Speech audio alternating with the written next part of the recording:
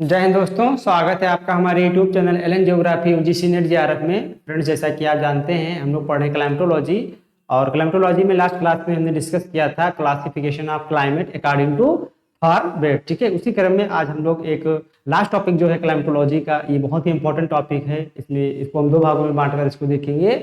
वो है आपका क्लाइमेट चेंज। ठीक है, क्लाइमेट चेंज बहुत ही बर्निंग इशू है, फर्स्ट पेपर के अकॉर्डिंग भी इंपॉर्टेंट है और आपका जो कोर ज्योग्राफी है उसके लिए भी इम्पॉर्टेंट है। आप क्लाइमेट चेंज जो है ये देख रहे हैं कि पूरे वर्ल्ड में चारों तरफ जो है इसको लेकर काफी चर्चाएं हो रही हैं, जगह जगह पर कई बार कई समिट हो रही हैं। ठीक है, कोई देश इस समिट में भाग ले रहा है, कोई देश समिट में भाग नहीं ले रहा है, तो ये काफी हमेशा चर्चा का विषय रहता है और ये काफी ही बर्निंग टॉपिक है। इसलिए यहाँ से क्वेश्चन आना लगभग क्या है आपके एग्जाम में वो तय है।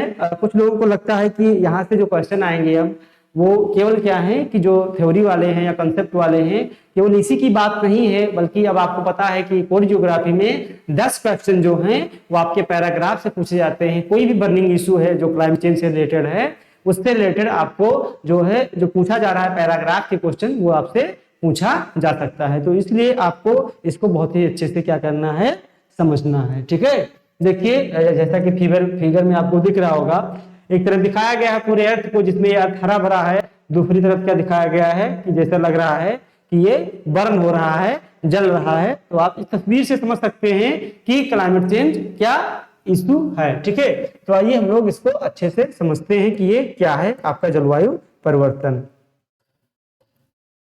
क्लाइमेट चेंज को हिंदी में बोलते हैं जलवायु परिवर्तन। जलवायु परिवर्तन क्या है, क्लाइमेट चेंज क्या है? क्लाइमेट चेंज जो एक विस्तृत क्षेत्र में क्या है, एक विस्तृत क्षेत्र में और क्या है दीर्घकाल में, दो टर्मिनोलॉजी इसमें यूज किया गया।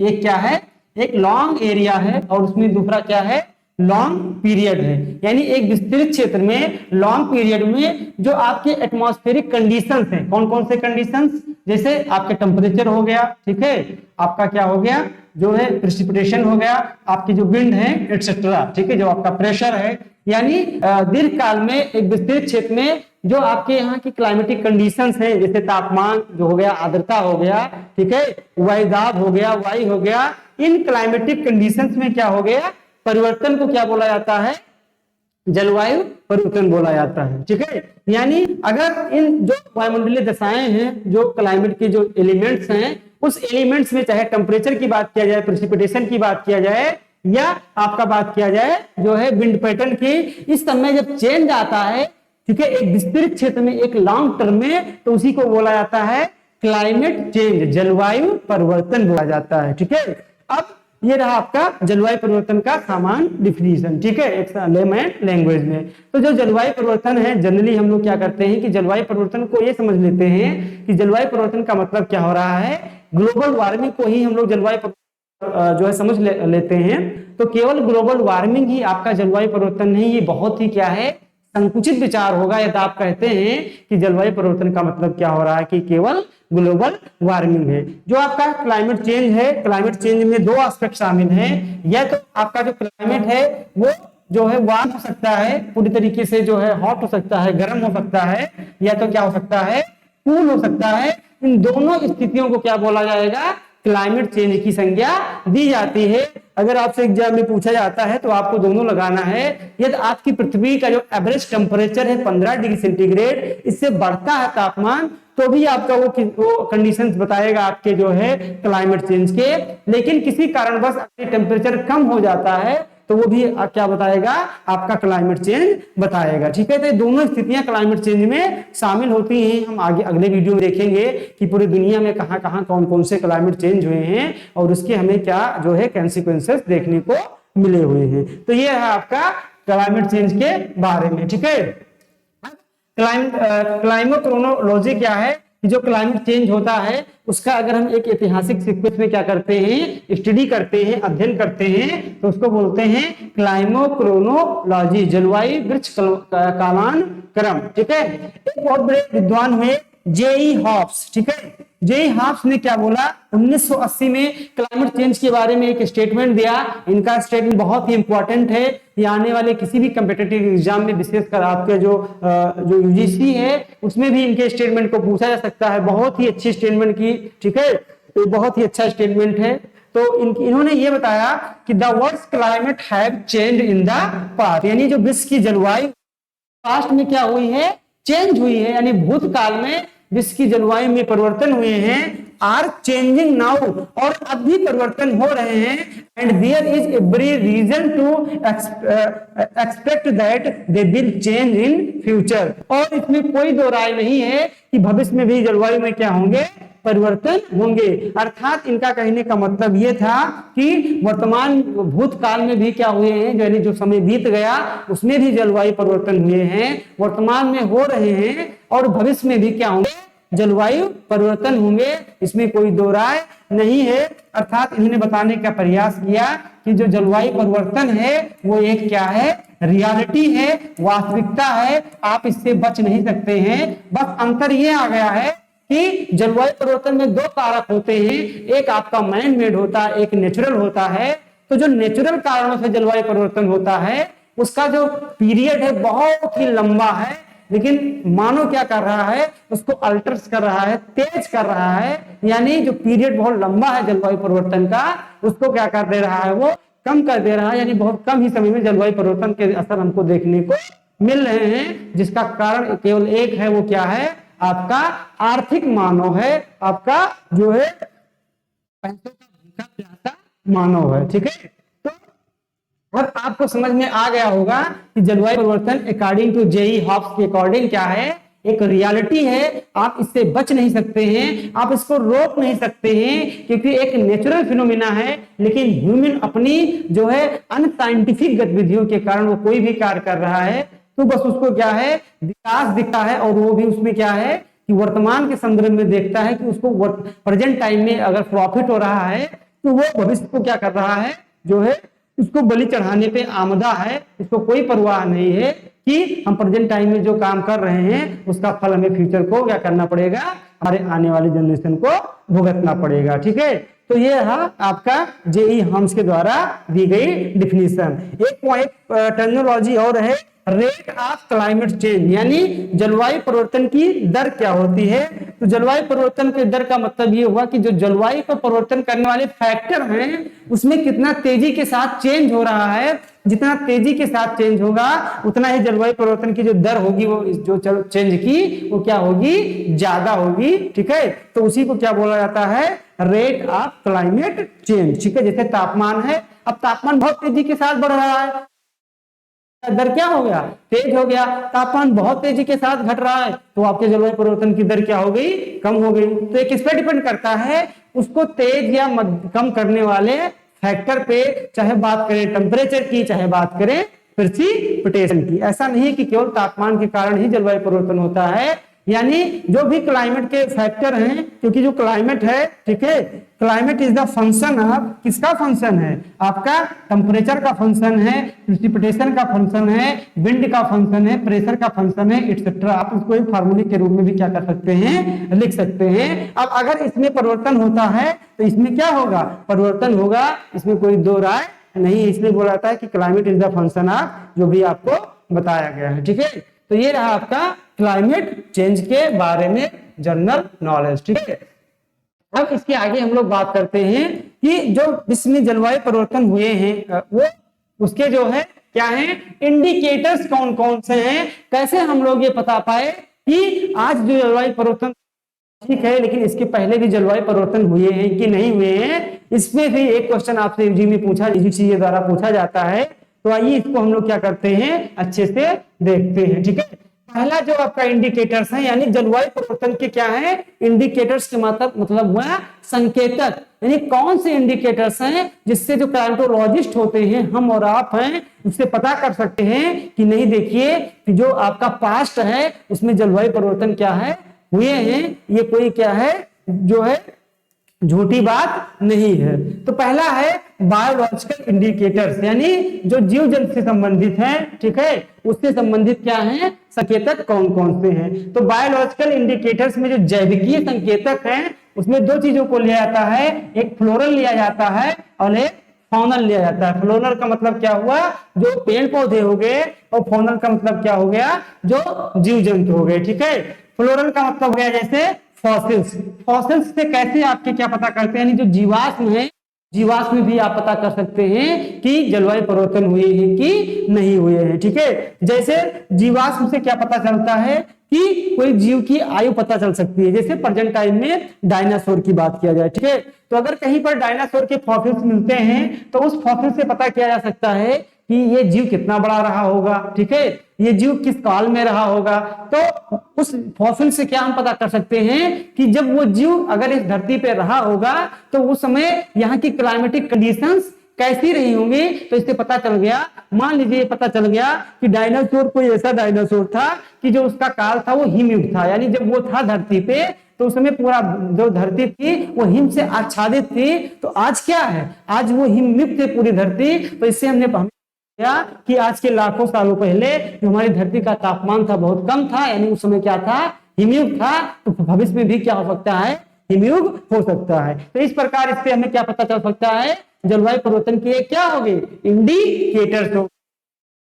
पॉलन, यानी जो पॉलन कराते हैं उससे भी आपको क्या पता चल सकता है कि कैसे जीव जंतु है। ठीक है, ऑक्सीजन के आइसोटोप से भी पता चल सकता है और ट्री के रिंग्स से भी पता चल सकता है। इसको बोलते हैं पेड़ों के वलय। जो पेड़ पौधे होते हैं उसमें कुछ गोल गोल क्या होते हैं, वलय होते हैं, और इस वलय से, इसमें ऐसे गोल गोल वलय होते हैं रिंग के आकार के। इस वलय से ये पता चलता है ट्रॉपिकल रीजन का है या टेम्परेट रीजन का है। मान लीजिए कि ये पेड़ पौधा है टाइम में, ये आपका मिला यूरोप में। ठीक है, यूरोप में इसके जीवाश्म मिले। अब जब इसको इसकी स्टडी की गई तो ये पता चला कि इसमें जो रिंग्स हैं उसमें जीवाश्म जो मिलते हैं वो बहुत दूर दूर है। क्या है, बहुत दूर दूर पाए जाते हैं। तो इससे ये पता चला कि अगर किसी भी पेड़ पौधे के जो रिंग्स अगर दूर दूर हैं तो कहां पाए जाते हैं, ट्रॉपिकल रीजन में पाए जाते हैं। ट्रॉपिकल रीजन के पेड़ पौधे के जो वलय होंगे वो दूर दूर होते हैं, और जो टेम्परेट रीजन के पेड़ पौधों के वलय होते हैं वो पास पास होते हैं। तो ये पेड़ पौधा कहाँ मिला है, यूरोप में मिला है। यूरोप में प्रेजेंट टाइम पे क्या है, यूरोप में प्रेजेंट टाइम पे टेम्परेट क्लाइमेट पाई जाती है। लेकिन ये जो पौधा मिला है इसमें वलय दूर दूर के हैं, यानी इसमें ये पौधा उस समय जहां पाया गया यूरोप में, ठीक है, तो वहां पर क्लाइमेट कैसी रही होगी, ट्रॉपिकल टाइप की रही होगी, क्योंकि ये पौधे टेम्परेट में उग ही नहीं सकते हैं। तो वहां पे पाए कैसे गए, तो वहां पर कैसे पाए गए, हो सकता है बहुत साल पहले वहां की जलवायु कैसी रही हो, ट्रॉपिकल टाइप की रही हो। तो आज क्या है, टेम्परेट टाइप की। तो इसका मतलब क्या है, जलवायु परिवर्तन हुआ कि नहीं हुआ, बिल्कुल हुआ। तो इससे कितनी आसानी से पता चल गया कि जलवायु क्या हुए है, परिवर्तित हुए हैं। ठीक है, आगे ये हो गया आपका जो है, हम ऐसे ही फॉनल का भी देख सकते हैं, जैसे फॉसिलाइज्ड एनिमल। क्या हो गया, फॉसिलाइज्ड एनिमल या distribution and dispersal of animal. ठीक है, इसके आधार पे भी आप क्लाइमेट चेंज को बता सकते हैं। दूसरा हम लोग देखते हैं जियोलॉजिकल इंडिकेटर्स। ठीक है, जियोलॉजिकल का मतलब क्या हुआ, भौमिकीय संकेतक। भौमिकीय मतलब जो पृथ्वी से संबंधित है। ठीक है, भौमिकीय संकेतक में क्या है, पहला है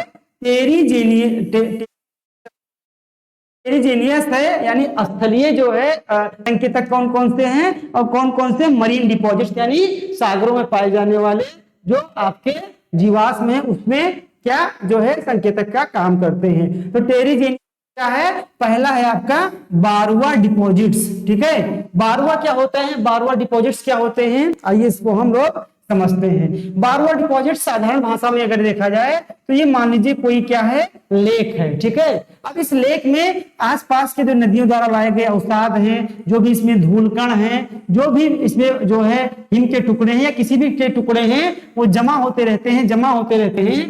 तो जैसे मान लीजिए इसमें हिम के टुकड़े लगातार क्या हो रहे हैं, जमा हो रहे हैं, जमा हो रहे हैं, जमा हो रहे हैं, और ये क्या हो गया, वर्तमान में कहां पाए गए, इंडिया में पाए गए। ऐसे बारुआ, इसी को बारुआ बोला गया, या किसी प्रकार के जो टुकड़े जमा होते गए। अब अगर आज इंडिया में कोई ऐसा क्षेत्र पाया जाता है कि जहां पे क्या बहुत ज्यादा डिपॉजिट्स मिलते हैं, हमें डिपॉजिट्स मिलते हैं, मान लीजिए इंडिया में पाया गया तमिलनाडु में, और वहां पर पाया गया, देखा गया कि इसमें बहुत सारे बर्फ के क्या थे, टुकड़े जमे हुए पाए गए। तो आज इंडिया में क्या है, बर्फ के टुकड़े कहां पाए जाएंगे, जहां की क्लाइमेट कैसी होगी, जहां की क्लाइमेट टेम्परेट टाइप की होगी, या तो यह बहुत हाई एल्टीट्यूड पे हो।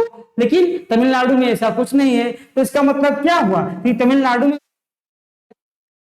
टाइप की है, मानसूनी जलवायु है। तो इसका मतलब बहुत साल पहले क्या रहा होगा कि तमिलनाडु की जलवायु चेंज नहीं होगी, क्योंकि यहाँ पर क्या पाए गए हैं, यहाँ पर बर्फ के टुकड़े बहुत सारे पाए गए हैं, उसके जमाव पाए गए हैं, बारुआ पाए गए हैं। तो इससे पता चल गया कि नहीं कि क्लाइमेट चेंज हुआ है कि नहीं हुआ है। उसी प्रकार ड्यूरी क्रस्ट से भी, ड्यूरी क्रस्ट किसको कहते हैं, बहुत जो दृढ़ चट्टानें होती हैं, बहुत जो हार्ड रॉक्स होती हैं, उसको बोलते हैं ड्यूरी क्रस्ट। ठीक है।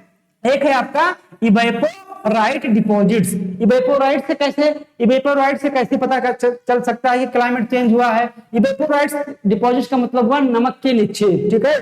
तो नमक के निक्षेप कहाँ पाए जाएंगे, नमक के निक्षेप जैसे ट्रॉपिकल रीजन में ही नमक ज्यादा बनाए जाते हैं, क्योंकि नमक बनाने के लिए इंसुलेशन की जरूरत होती है, वो इवेपोरेट करेगा और जो अवसाद बचता है सागरों में उसी से नमक बनता है। मान लीजिए इवेपोराइट के निक्षेप पाए जाते हैं आपके 70 डिग्री नॉर्थ लेटीट्यूड पे। ठीक है। तो 70 डिग्री पे आप सोचते हैं इंसुलेशन ना के बराबर पहुंचता है, बहुत कम मात्रा में, तो वहां नमक का पाया जाना अपने आप में क्या है, आश्चर्य वाली बात है। तो अगर वहां पर नमक पाया गया, इवेपोराइट्स पाया गया, तो इसका मतलब ये हुआ कि हजारों लाखों करोड़ों साल पहले यहाँ की जलवायु कैसी रही होगी, ट्रॉपिकल टाइप की रही होगी, जो कि आज जलवायु परिवर्तन होकर क्या हो गया है, 70 डिग्री पर टेम्परेट टाइप का हो गया है। ठीक है। उसी प्रकार से क्या है, सेडिमेंट्री डिपॉजिट्स के आधार पर भी आप क्या कर सकते हैं, बता सकते हैं। मरीन डिपॉजिट्स में क्या है, सी फ्लोर डिपॉजिट्स, यानी सागर के तलों में जो अवसाद जमा रहते हैं, उसके भी आधार पे आप बता सकते हैं कि जलवायु परिवर्तन हुए हैं कि नहीं हुए हैं। तो ये रहा आपका जियोलॉजिकल इंडिकेटर्स। अब आइए कुछ इंडिकेटर्स को और हम लोग देखते हैं।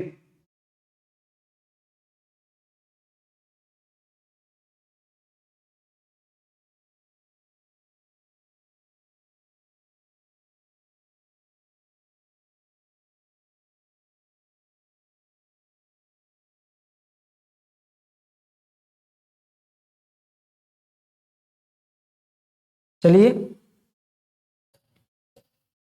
अब देखते हैं क्रायोजेनिक इंडिकेटर्स। क्रायोजेनिक मतलब बर्फ से संबंधित कुछ क्या हैं, आपके संकेतक हैं, जिसमें एक हम देखेंगे ग्लेशिएशन और दूसरा देखेंगे पेरी ग्लेशियल एविडेंस। ठीक है। ग्लेशिएशन में क्या है, जैसे आइस एज की बात किया जाए, ग्लेशिएशन की बात किया जाए, ये ice sheet and ice core की बात किया जाए। ठीक है। यानी कहीं पर मान लीजिए आइस शीट है। ठीक है। आइस शीट मतलब हुआ बर्फ की चादर। बर्फ जब जमता है एटमॉस्फेयर में उड़ते रहते हैं, वो इसके साथ जमा होते रहते हैं और इसी में क्या है, वो जो है किसके रूप में, एक एविडेंस के रूप में छिपे रहते हैं। ठीक है। तो मान लीजिए कहीं पर क्या हुआ कि आइस कोर जमा हुआ और आइस कोर जमा होने के बाद उसमें बहुत सारे धूल कण भी जमा हो गए। जब प्रेजेंट टाइम पर इसकी बहुत स्टडी की गई तो इसमें जो भी धूल कण थे उससे इस बात का पता चल गया कि जब ये बर्फ जमा होगा तो उस समय की एटमॉस्फेरिक कंडीशन कैसी रही होंगी, क्या बहुत ही हॉट रहा होगा, वार्म रहा होगा, या बहुत ही कूल रहा होगा। यानी इसके आधार पे भी आप पता कर सकते हैं कि क्लाइमेट चेंज हुआ है कि नहीं हुआ है। इसी प्रकार हम इंडिकेटर्स की बात करें जिसमें हम दो देखेंगे, एक टेक्टोनिक देखेंगे, एक सी लेवल चेंज देखेंगे। ठीक है। तो टेक्टोनिक में कौन कौन से बात किया जाए, पोलर वार्मिंग या कॉन्टिनेंटल ड्रिफ्ट की। हम लोग कॉन्टिनेंटल ड्रिफ्ट देखे थे तो उसमें अच्छे से आपको क्या पता चला था कि कॉन्टिनेंटल ड्रिफ्ट से हमने ये पता चला था कि बहुत बड़े पैमाने पर क्या हुए हैं, कॉन्टिनेंटल ड्रिफ्ट हुए हैं और जलवायु परिवर्तित हुए हैं। ठीक है। तो कॉन्टिनेंटल ड्रिफ्ट से भी आपको पता चलता है कि जलवायु परिवर्तित हुए हैं कि नहीं हुए हैं। उसी प्रकार से पैलियोमैग्नेटिज्म सी फ्लोर स्प्रेडिंग से भी आपको पता चलेगा कि जलवायु परिवर्तित हुए हैं कि नहीं हुए हैं। ठीक है। और उसी प्रकार से सी लेवल चेंज से, जैसे कोई आज जो है क्या है कि तटीय क्षेत्र जो है वो क्या है, अभी जो है वो डूबे नहीं है, लेकिन ऐसा माना जाता है कि आने वाले जो आपका मॉरिशस है, जो आपका मालदीव है, ये सब क्या हो जाएंगे, डूब जाएंगे। तो सागर का तल बढ़ जाएगा। तो ये क्या है, किसका सूचक है, ये सूचक है कि जलवायु परिवर्तन हो रहा है, बर्फ पिघल रही है और एवरेस्ट सी लेवल क्या है, वो बढ़ रहा है। ठीक है। तो ये सारे इंडिकेटर्स से आप पता कर सकते हैं कि जलवायु परिवर्तित हुए हैं कि नहीं हुए हैं। ठीक है। उसी प्रकार से कुछ और हैं, इसको हम लोग अच्छे से देखते हैं। पहला है जिसमें एक है जियोमॉर्फोलॉजिकल, ठीक है। जियोमॉर्फोलॉजिकल में क्या है, कुछ मॉर्फोलॉजिकल फीचर्स हैं और कुछ जियोमॉर्फोलॉजिकल प्रोसेस हैं, ठीक है।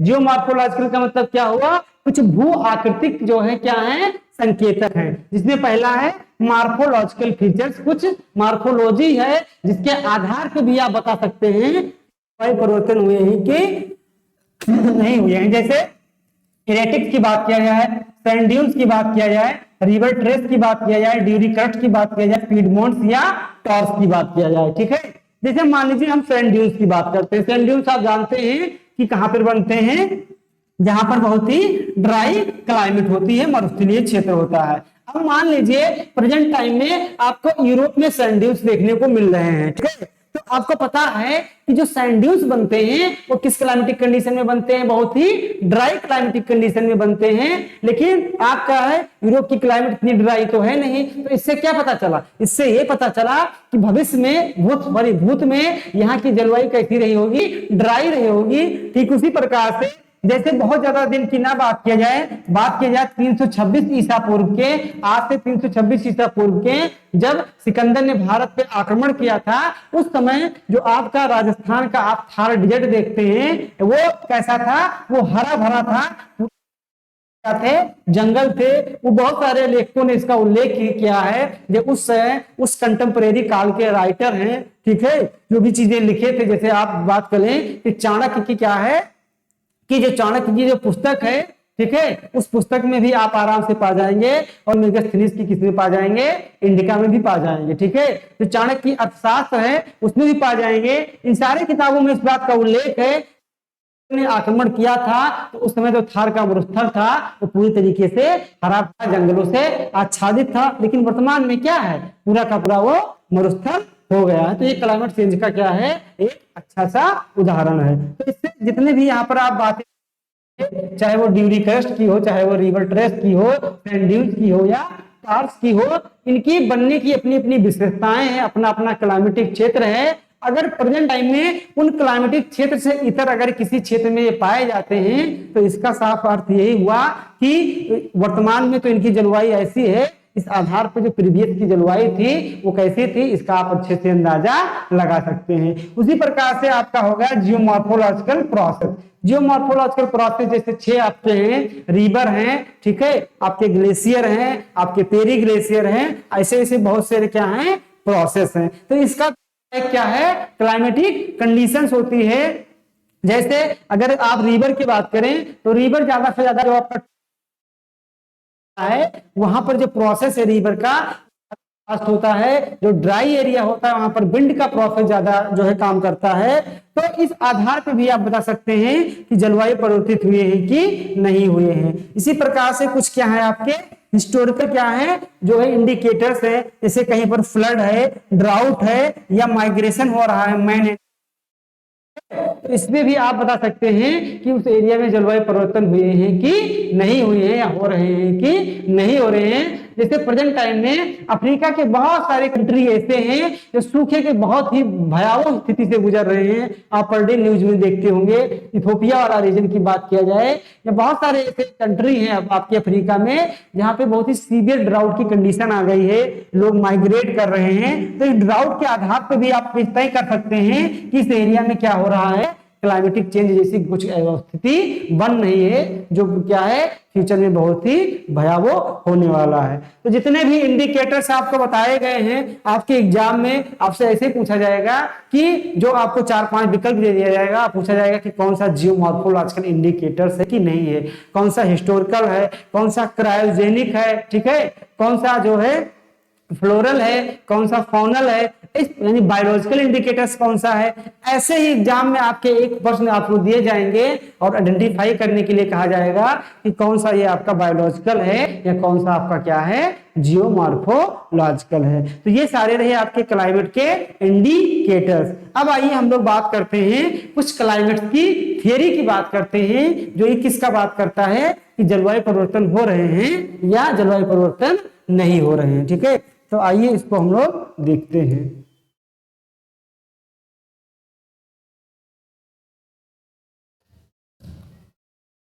Causes and theories of climate change. इसमें हम बात करेंगे कि क्लाइमेट चेंज के कौन कौन से कारण हैं और क्लाइमेट चेंज की कौन कौन सी थियरीज हैं। थियरीज पहले हम लोग देखते हैं, उसके बाद कारणों की हम लोग अच्छे से चर्चा करेंगे। पहली थियरी है सोलर इरिडेंस थियरी। ठीक है, कि जो सूर्य का विकिरण है, जो इंसुलेशन आ रहा है, उसमें क्या हो रही है, वृद्धि हो रही है। क्या हो रही है, वृद्धि।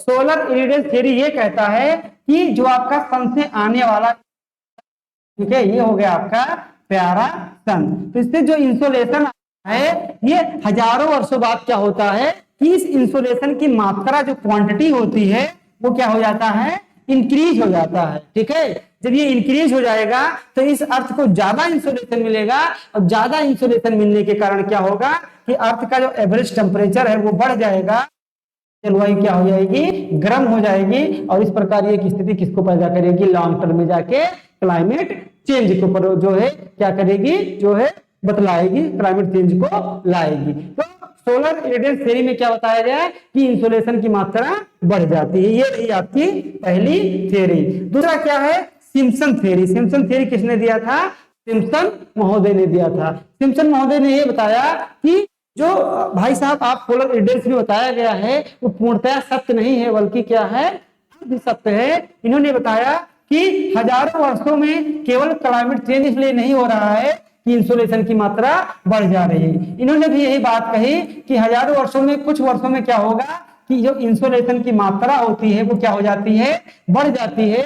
और जब इंसुलेशन की मात्रा बढ़ जाएगी तो क्या होगा कि इक्वेटर पे सूर्य वर्टिकल रहता है, इक्वेटर वाले रीजन को, और यहाँ पर जो इंसुलेशन की मात्रा बढ़ेगी तो यहाँ पर क्या होगा, प्रिसिपिटेशन ज्यादा होगा, इवेपोरेशन ज्यादा होगा, यानी वाष्पीकरण ज्यादा होगा। और ये जलवाष्प कहाँ जाएगा, ये जो आपकी वैश्विक विंड है, कौन सी, जैसे आपकी हो गई ट्रेड विंड्स हो गया, वेस्टर्ली हो गया, ईस्टर्ली हो गया, जो आपके सेल हैं, ठीक है, कौन से, हेडली सेल हो गए, फेरल सेल हो गए, इसके माध्यम से 0 डिग्री से जो आपका जो इवेपोरेशन है, जो जलवाष्प वाटर वेपर है, वो कहां मूव करेगा, 90 डिग्री की तरफ मूव करेगा।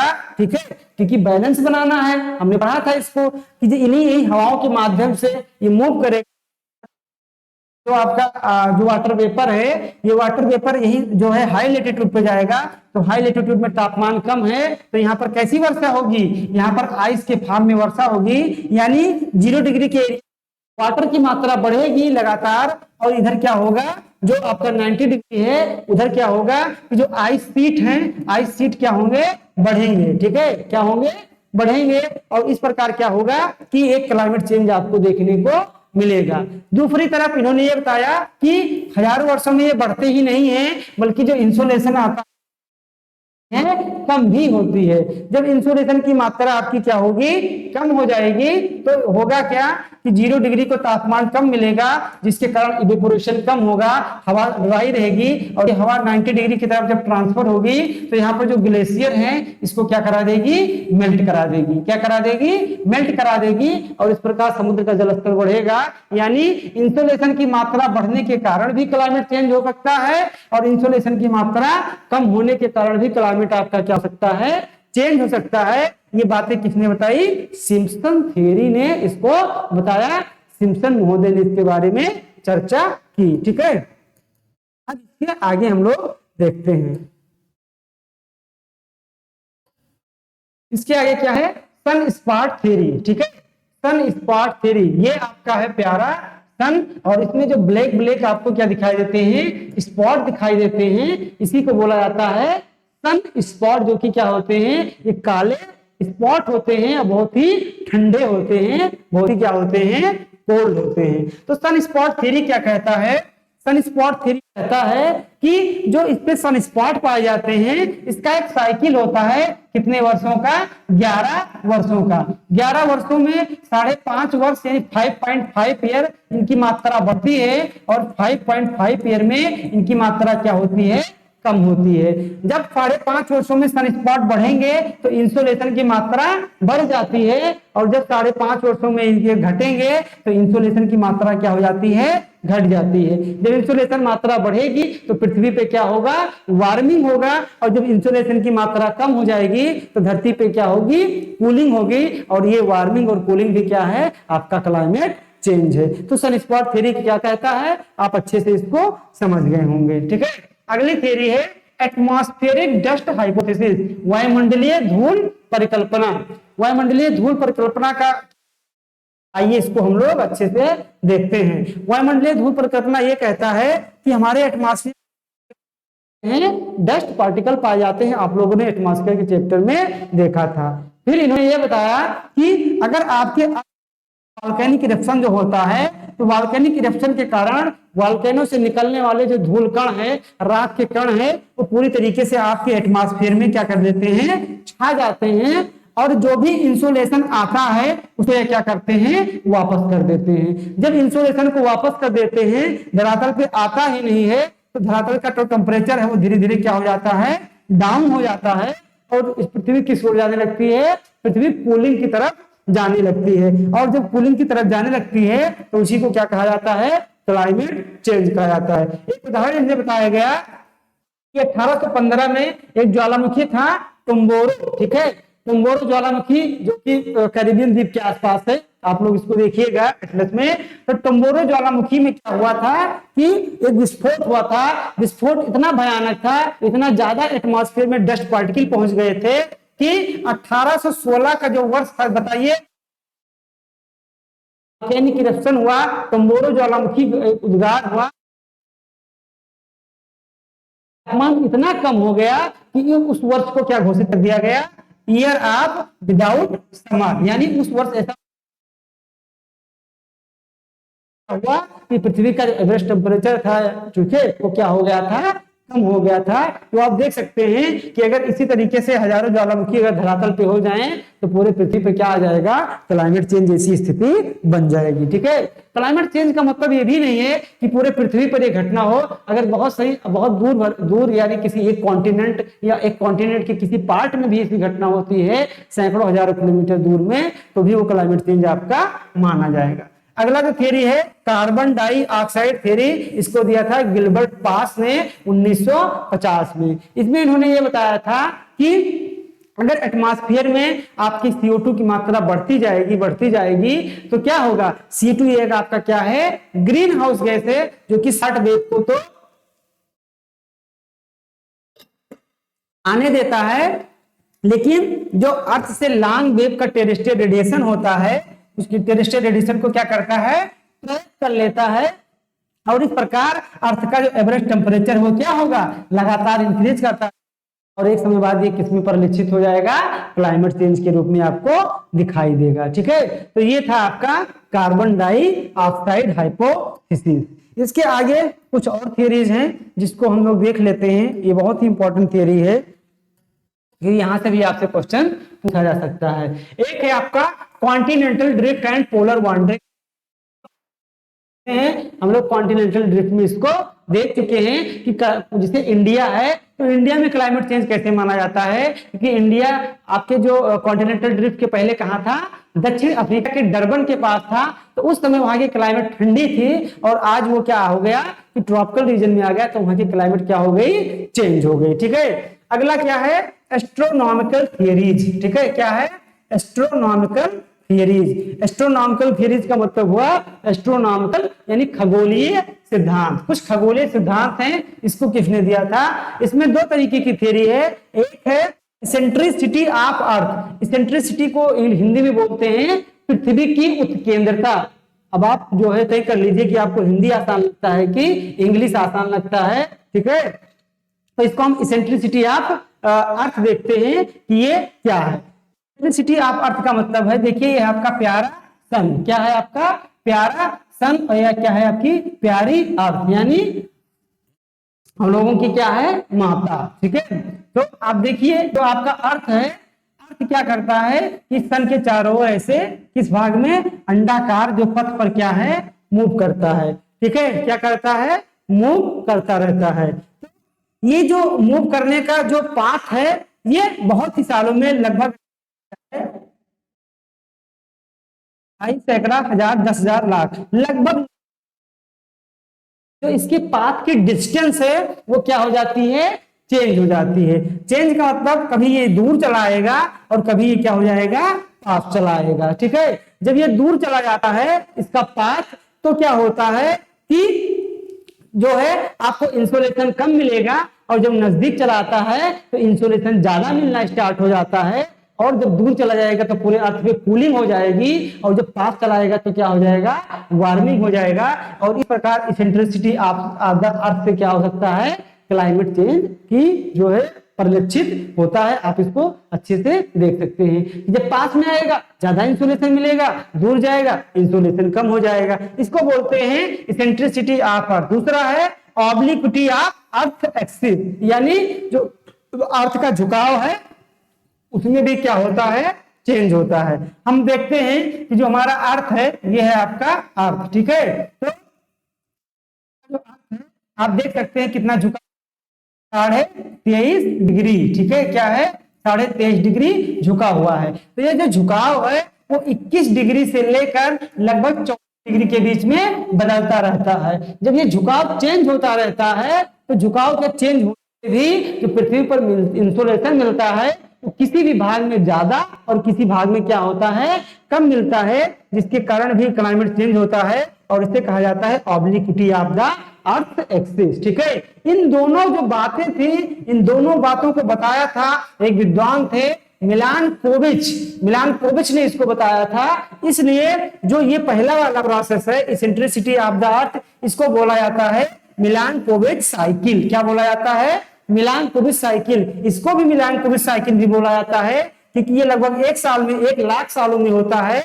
और जो अर्थ का जो टिल्ट है वो चेंज होता है, ऑब्लिक्विटी चेंज होता है 21 डिग्री से 24 डिग्री, वो भी मिलानकोविच ने बताया था, उसका भी एक साइकिल होता है। इस प्रोसेस को क्या बोला जाता है, मिलानकोविच साइकिल। क्या बोला जाता है, मिलानकोविच साइकिल। ठीक है, तो ये पूरा का था, पूरा का पूरा आपका क्लाइमेट चेंज की थ्योरी थी। इस थ्योरी को याद रखिएगा, खासकर मिलानकोविच साहब को याद रखिएगा, यहां से आपसे क्वेश्चन पूछा जा सकता है। तो क्लाइमेट चेंज थ्योरी आपको कैसे लगी, क्लाइमेट चेंज जो अभी आपको इंडिकेटर्स बताए गए हैं, यहां से एक क्वेश्चन आपसे एग्जाम में पूछा जाएगा। आप लोग इसको बहुत ही जो है क्या है, बहुत ही नॉर्मल वे में मत लीजिएगा कि यहाँ क्वेश्चन नहीं आते हैं। आप जो है चीजों को देख सकते हैं कि यहाँ से एक क्वेश्चन आपके एग्जाम में पूछे जाते हैं। ठीक है, तो मिलते हैं नेक्स्ट टॉपिक के साथ। नेक्स्ट टॉपिक आपका लास्ट वीडियो होगा आपकी जो है पूरे क्लाइमेटोलॉजी का, और उसके बाद आपका क्लाइमेटोलॉजी खत्म हो जाएगा। आप लोग इसको अच्छे से तैयार कीजिए। अगर आप लोग अच्छे से तैयार करेंगे तो नो डाउट जो भी क्वेश्चन आपसे पूछा जाएगा आप उसको अच्छे से कर पाएंगे। तो मिलते हैं नेक्स्ट वीडियो के साथ। All the best.